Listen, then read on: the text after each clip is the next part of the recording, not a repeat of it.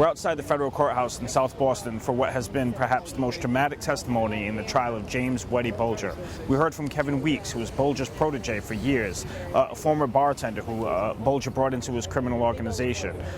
We've heard about Weeks participating in murders with Bulger, but today he laid out how he led investigators to the graves of 3 of Bulger's alleged victims.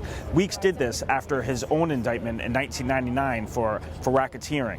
By this time, Bulger had fled, and their other partner, Stephen the Rifleman Fleming, was already cooperating with authorities. So Weeks agreed that he, went proactive to cooperate with investigators to benefit his case. But what he did was he led investigators to the graves of 3 alleged Bulger victims. He described how Bulger allegedly killed Bucky Barrett, a jewel thief, a safecracker, shot him in the head, bringing him to a basement, buried him in the basement of a South Boston home.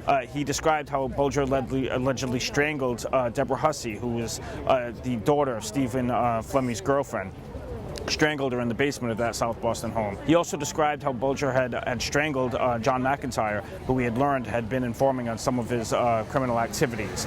What really got dramatic was in the afternoon when Weeks described how he was upset that they were killing who they thought were informants, and all along he was working with the 2 biggest informants out there, rats, he was saying, Bulger and Stephen Fleming. And that's when things got emotional. When Kevin had said he was working with the 2 biggest rats in Boston, Whitey turned around and swore at him. He swore back, and then Kevin said to him, "What are you going to do about it?" And the judge jumped in and put a halt to it, but there was some F words being thrown back and forth in the court. I'd say it, but it's only going to get bleeped out anyway, so.